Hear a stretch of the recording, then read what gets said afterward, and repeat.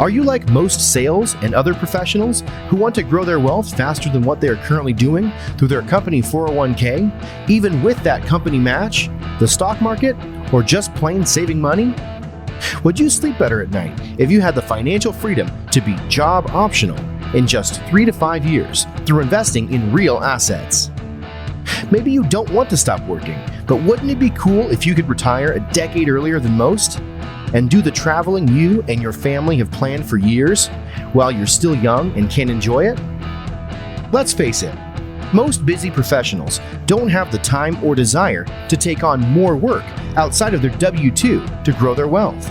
On The Wealth Flow, each week we share the stories, the investments, and take a deep dive into the various asset classes that can deliver that accelerated growth to your portfolio passively. That's right, no extra work for you. Instead, we'll put your money to work. Learn what the 95% aren't talking about and join the top 5% of earners today on The Wealth Flow.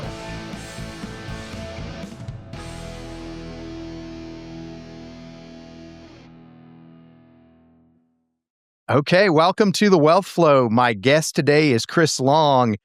He is with Long Yards and has a really unique industrial real estate offering that he's going to talk a little bit about. But we'll also hear about his journey in real estate, period. But Chris, welcome to The Wealth Flow. I'm looking forward to this. Yeah, me too. Excited to be here, Keith. Excited to get into it. Yeah. Why don't we start with your background? Where did you grow up and what eventually led you to real estate? Yeah. Good question. Good start. I grew up on a farm, man. I was shoveling poop at a young age, just like, a little more a hillbilly, let's call it. But anyways, grew up on a farm and got into the city at a younger age. And I don't know where the trigger was, at what age or what the aha moment was, but I knew I loved real estate. It was like 11 years old. I'm like, okay, I got to get into it. I'm not sure if it was a podcast or, no, I don't even think they were that popular. Not that old, but so just loved real estate from a young age. And then I got into the trades. I actually started off as an apprentice carpenter. And immediately, as soon as I got my ticket as a carpenter, as soon as I was actually making money, I started a business. Then I started getting into residential real estate. Bought my first house, turned it into a duplex. Like, okay, I like this. Did it again. Bought the second house, turned it into a duplex. I was like, okay, this is cool. And then it didn't take long. So I was in Canada for me to realize that, like, oh, this is why it's difficult, because tenants have so many rights and so many laws. And I had tenants not paying me for like a year. I was like, okay, so I love real estate. I love construction, but I don't like that the tenants can have all this freedom and all these rights. So I was on the right path, just in the wrong direction. And then it's funny, I had this commercial property and my brother and I owned it, and he wanted to do storage, but like self-storage, and I wanted to do storage yards. And, we bumped heads a little bit, but I ended up winning, and I ended up actually going all in by myself. And when I say all by myself, like, no investor would back me. I had to sell both my houses, my rentals, to get it going, because I was a diehard believer in the concept. Anyways, that's how I started Long Yards. I went all in, sold it. And just from a young age, it was always real estate, cash flow, and building. And now here we are with 11 locations on the way throughout Canada and the States. Awesome.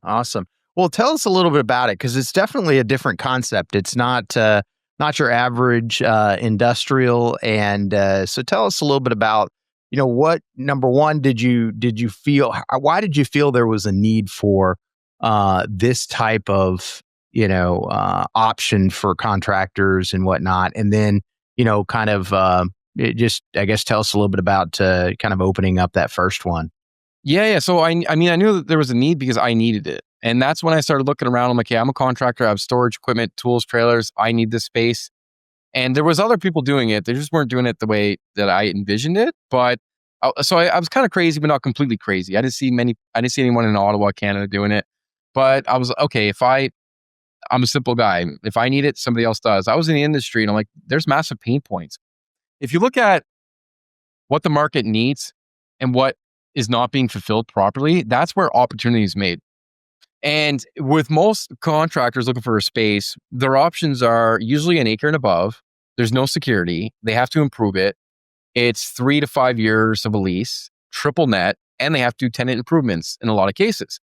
A lot of these guys don't need that. They just need something month to month that's in the middle, and that's what long yards is. So if you try to go look on any real estate platform and you're trying to rent a yard from 2,000, 20,000 square feet, it doesn't exist. It's just not out there, and not to a standard where these guys need it.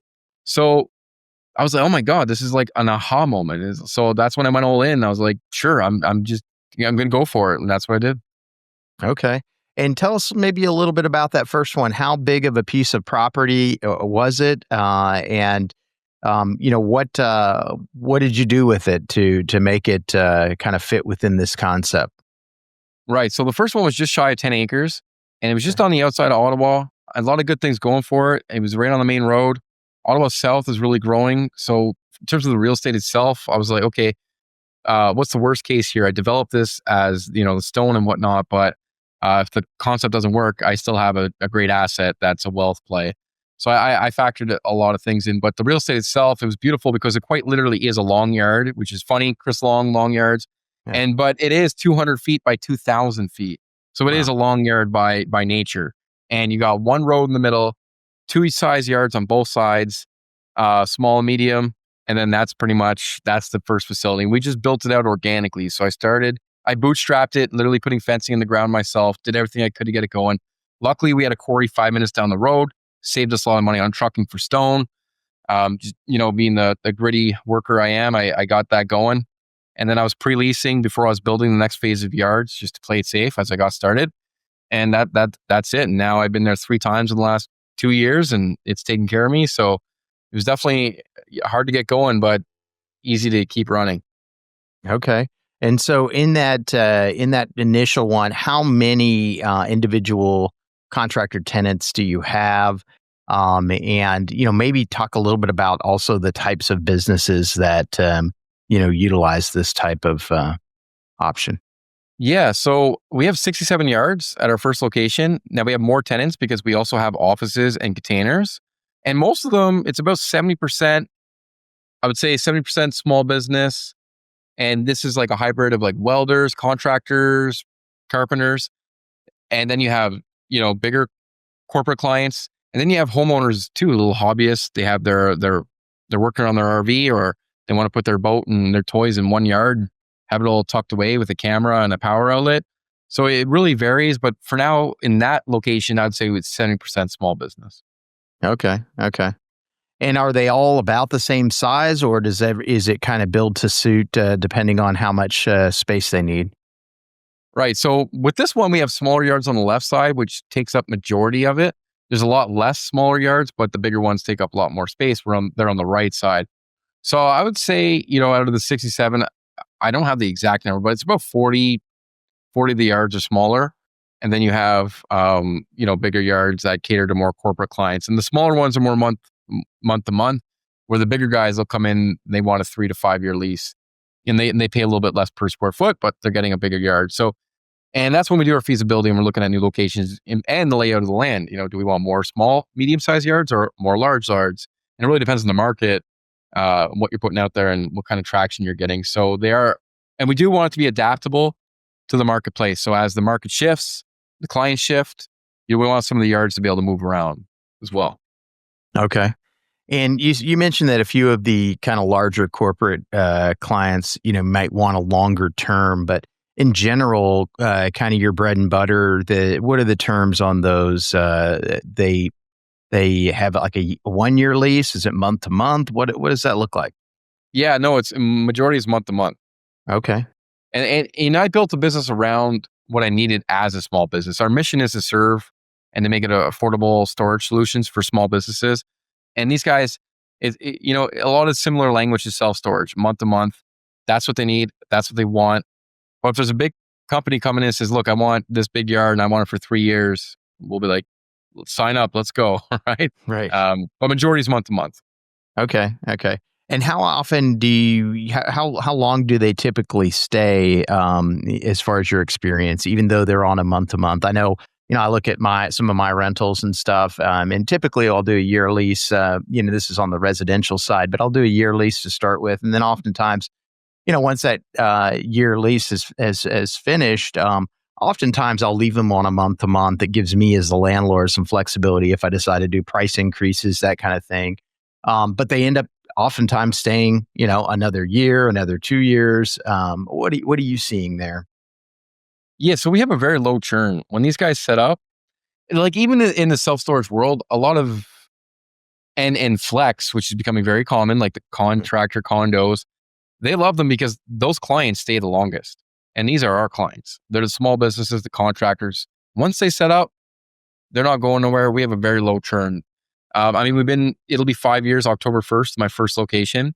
So we're collecting a lot of data and have a lot of good information from just being more seasoned in the market for now. But you're seeing definitely over 24 months for most clients. And some of them have been there since we started. So. Okay, cool. And so you take a piece of say raw land, like for instance this 10 acres that you had on the first one. What kind of improvements are you making to the land to make it kind of fit what these guys are looking for? Yeah, that's a great question. It really, there's what we want and what the city wants and what the county wants and then what the mayor wants. Right. Sometimes, you're kind of saying, well, this is what we need. And they're saying, well, this is what we want. And that could be, let's widen a road before you can do anything on your property. And that could be a little discouraging on the real estate development side. So, we try to filter that with selecting the right property to begin with. But we need a base that's strong enough to drive on. And it's not like trucking parking where it's as heavy duty. It's more like small to medium size equipment. So which gives us a little bit of a lower barrier to entry for site work density and improvement. However, when you try to say that to the city or the county, they're just black and white. They're like, this is what you want. And it's a whole negotiation process. And that goes into the entitlements of the land and to the specificity of the location, whether or not, if it's an overlap of the city and the county, the zoning alone, if it's a PUD, you got to really make sure if it's surrounded by residential. There's so many micro factors that go into site selection, which we've built out an entire acquisition assembly line with a checklist, including trying to kill that thing as quick as possible to find out everything we've learned. But yeah, there's no black and white answer there. If the best case is if it's an existing location that's up and running, then it's more turnkey. But you're paying prime for that. Right. Okay.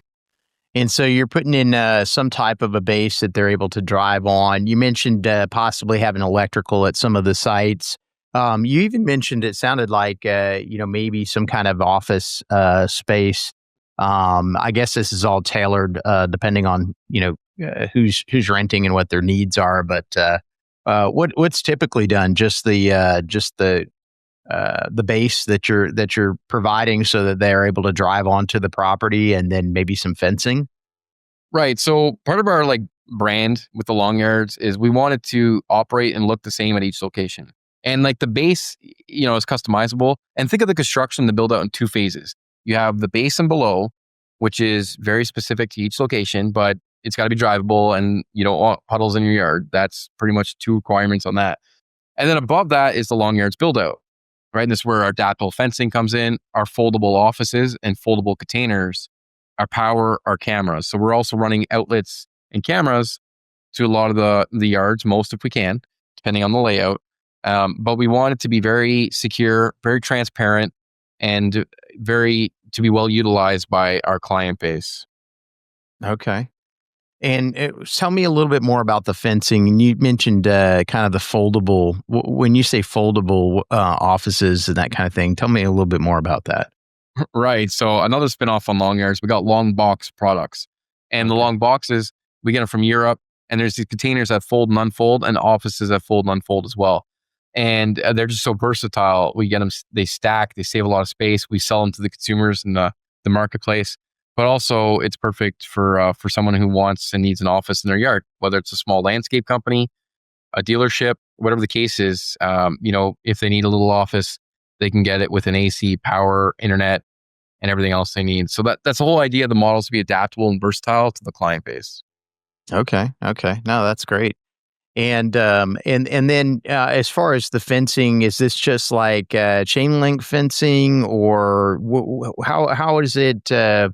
Is it can can somebody from the outside see through the fencing to see like if they have heavy equipment or whatever, or is some of that blocked out? I guess just give me a little bit better view on what that looks like.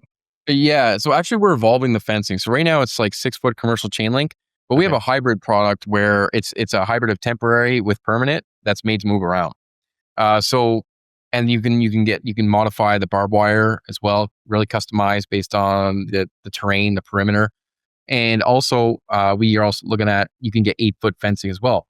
But you got to be a little bit more methodical. It has to be a good ground strength for more windy environments because it's just higher up. And we put a screen on it, so you got to be a little thoughtful of that. But it's all like blue branded, nice panels, very clean, and very. My philosophy is very simple for the business model: out of sight, out of mind.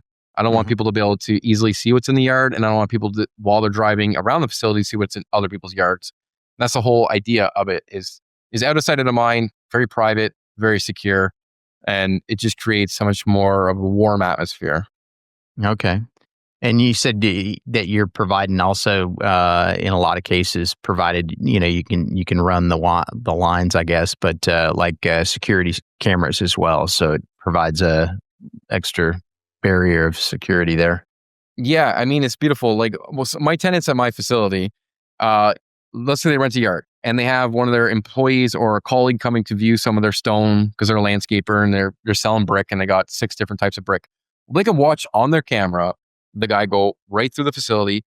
And when they get to the gate, they don't have to give them their code. They can text the gate from their phone while watching the camera, open the gate, have them go into the yard, watch them in their yard, look at the piles, answer questions for them, and watch them drive away.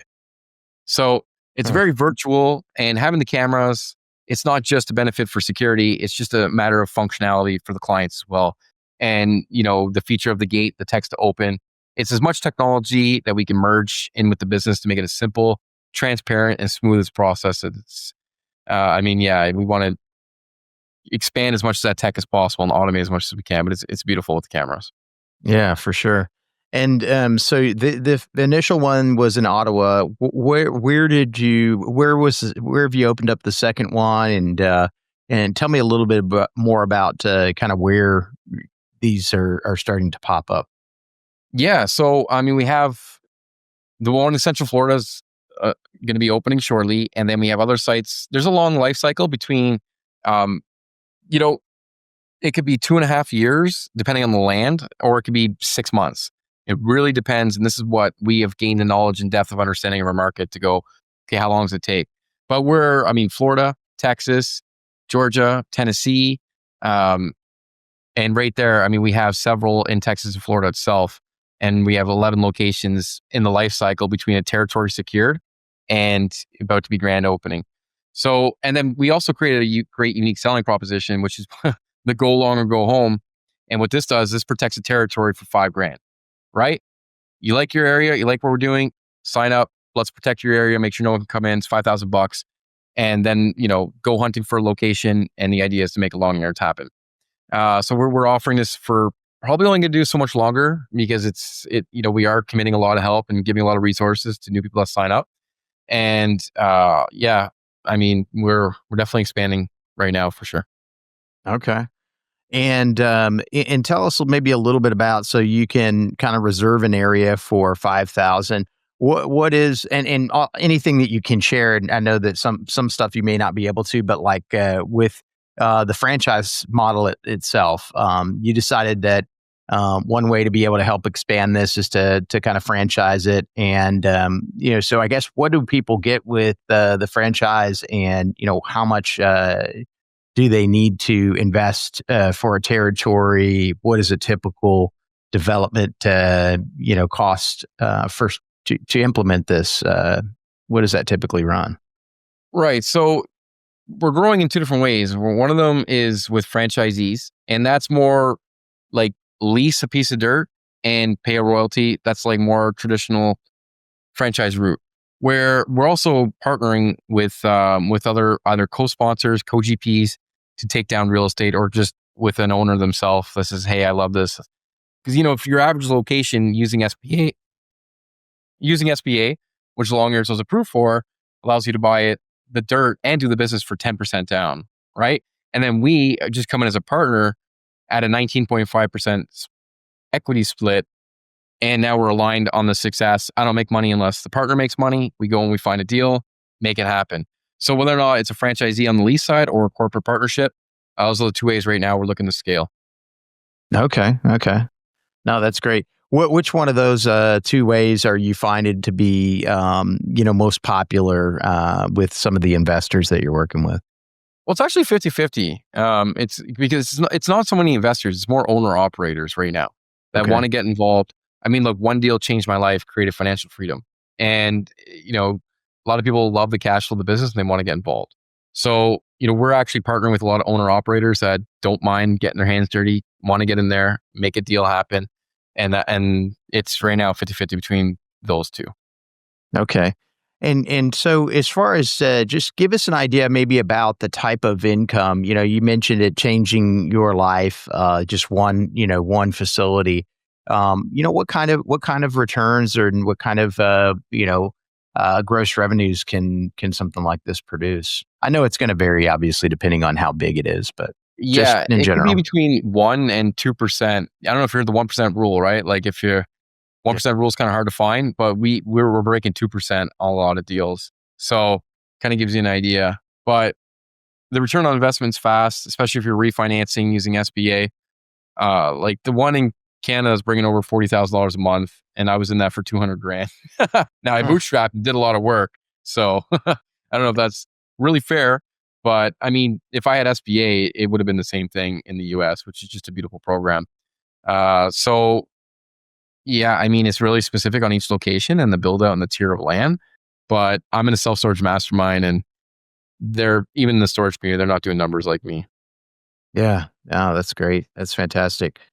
And so when you're partnering with somebody and you're looking for land, what type of land are you looking for? What are maybe some of the market conditions with respect to that land that make it seem like, hey, this could be a winner of a spot to go with? Yeah, so we have a funnel, and the top of the funnel, it goes to, areas that we want to look at and don't, right? And that's a big list that we filtered out. Then it goes to the buy box, which is detailed checklist of anything that ideally is going to work. Then it goes to zoning, then it's local building requirements, and then it's our feasibility tool. So we've gone through 5 different series of filtered steps before we're going to look at a piece of real estate and say, is this worth looking into even further? So that's a whole level of depth itself. I mean, you look at long yards like an iceberg. Okay, the top, that's a beautiful business model. You got this whole chunk of ice set 90% underneath it. That is the real estate. And finding it, filtering it, going through the due diligence is really half the battle, if not 3/4 of the battle of the entire process itself. And if you just ask the wrong questions with the building department, you could have lost $6,000 and $60,000. So it's a whole process in itself.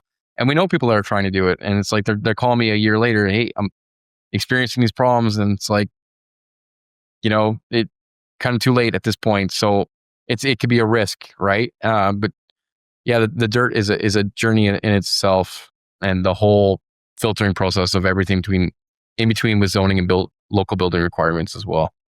Okay. And you guys have experience in kind of working through that and can kind of help hold the hand of the potential operator. Yeah, exactly. That's our skill set. That's why they're helping. That's why they're working with us, right? We're going to help from A to Z: site selection, buy box feasibility, acquisition of subline, the due diligence items, the construction process, the brand, the lease up, the marketing, and it's a profit share. So now on the franchise, that's more simple. It's a lower barrier to entry in terms of cost. But I mean, that's why they're working with us, right? And we've done it successfully, and we're continuing to do it, and we'll keep doing it again. Okay. And as far as your vision for the company, what do you see in the next 3, 5, maybe 10 years? And, you mentioned some other products that might kind of go along with this. Tell us a little bit more about your vision on this, Chris. Yeah, I mean, you've asked me that 2 years ago, and in 3 years, I was like, I want 50 locations. Let's go. And it doesn't go as fast as you want it to go. I mean, the site selection has to be very methodical. So looking at the next 3 years, I mean, if I had, which I think is very realistic, 25 locations, I think I'd be happy with that. Depends on the team though. If we build a great executive team behind us, we can really roll out faster.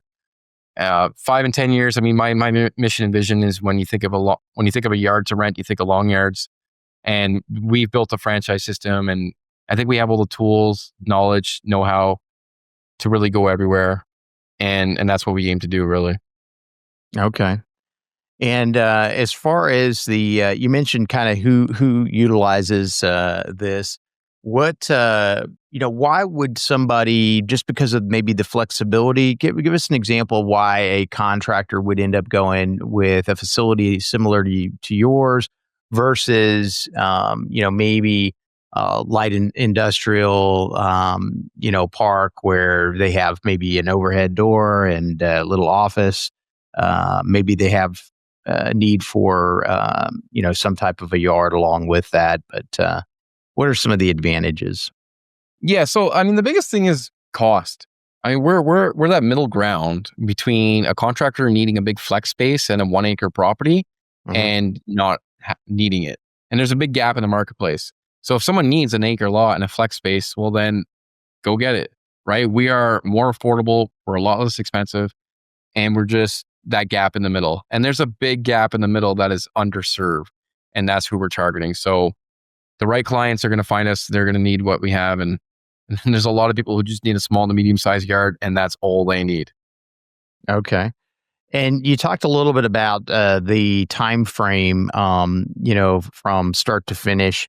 I guess give us as much detail as you can on, what the process is like. If this is something that I look at and I say, wow, this sounds appealing, Chris.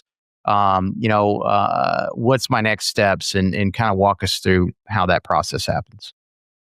Right. So if someone is like what we're doing, they want to get involved. First of all, it starts with a meet and greet. We have a questionnaire. We want to make sure what your goals, your pain points, what really you're looking for, and make sure it's well suited for both of us. So that'd be the first thing. Are we a good fit? The next thing is, in your territory, is it available? We are signing up territories. We had 2 calls last week, and both of them, we couldn't serve them. Said, sorry, your territory's gone. And they were waiting to call. It's like, if you wait, then that's how it goes. That's just the nature of territory. But once it is available, then it's like, hey, let's secure it. Let's go to town. And then you start going into our database. You meet our team. You see our systems. You really start to learn commercial real estate to the depth of everything we've learned. It's like, here's the cookbook. Here's how it is. Here's how to underwrite. Here's how to look. Here's all little secret sauce tips. And then before we go to the negotiation, at that point, that's when we, go to the next phase of the business. And this is the due diligence, the development, the construction. And then at that point, we just finalize everything between us. So it's kind of like a little dating phase at the beginning. Secure territory, get your feet a little wet, understand how we work, like what we're doing, really immerse yourself into the business. Because it's a long-term marriage. We're looking for long-term cash flow players, people that ideally want multiple locations in multiple territories, and these are the people that we want on our team. So with that, there's phases to it, and it's mostly starting with the right people with the right mindset that love what we're doing. Yeah, and you're a fairly new as far as being the franchising part. Tell us a little bit about how that process was with getting approval through SBA and being able to utilize, because that's huge. Just any kind of investment, to be able to do it with just 10% down is pretty incredible. Yeah, that took about, I'd say, 6 to 9 months, just going through all the hoops with our fully built out franchise disclosure document, all the legality behind it, a lot of underwriting, a lot of due diligence. We have good advisors on our team that really help kind of, solidify the business. And that was a process in itself. And there's a directory board for SBA, and my business is on it, but they actually closed that. But so it's closed now. But now any lenders, they actually still reference that directory. And if I'm on there, then it's great. So it's kind of like that door is closed for new startups for what I'm doing. And I snuck in there I swear it was a month after I got approved that it closed. So wow. I don't know, how I got so lucky, and I just timed it right. But I guess, fortune favors the bold. When you jump all in and burn the ships to get to the island, there's some good things that come with it. In any case, so it wasn't an easy approval, but we got it. And I mean, it's really beneficial for people that really want to change their lives and want a great business. I mean, that's what SBA does. And that's what we're here to do. And so with that 10%, is that includes the if you work with SBA and with yourselves, and you find the piece of land and all of that, you can orchestrate all that and the development process all within just a 10% down payment. Yeah. So say the land is $500,000, the build out is 800 grand. Then you have 200,000 for carrying costs, operation. You can even pay yourself a small salary, 40 grand, and SBA will cover it. Even the franchise fee is rolled in. So let's say you're in total, including the run rate, carrying costs until you're break even, 1.5 million. You got to come up with $150,000. Yeah, that's great. Yeah, that's. So, I don't know many places that you could find a company that is acquiring some of the most scarce asset class with a self-storage model for 10% down with the speed at which we do it. So like Long Yards is just made to go quick. We got SBA behind us. Now we see great partners with great locations to really rock this thing. Yeah. That's great. And tell us maybe a little bit about the Florida one and what that one's going to look like as far as size. How big was the land? How many yards are going to be in there that'll be available for rent? And when you feel like I guess just walk us through kind of how that one's gone so far. Yeah, I mean, good and bad. It's around 6 acres, 32 yards. It's actually a hybrid. There's warehousing on it, and we just ran the highest and best use with the feasibility of the marketplace, and it was kind of a close draw between flex and climate control self-storage. Because there's a shortage of climate control self-storage, that's what we're actually doing on it. So, I mean, the numbers are great. The bad news or, the downfalls, everything we've learned through the entitlement process, the zoning, and we almost bought an island because there was a path, a walkway to get over to get to the property. And, during the title report and easement search, everything checked out. But there was about 6 different approvals from previous title searches that we had to cross-reference and verify. And one of the, I think the 13 digits were wrong.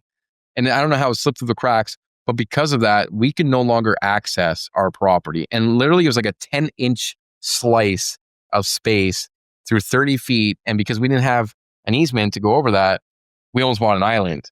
And then we had to go through our engineering process, widen the road, coming through the separate entrance, talk to all the neighbors.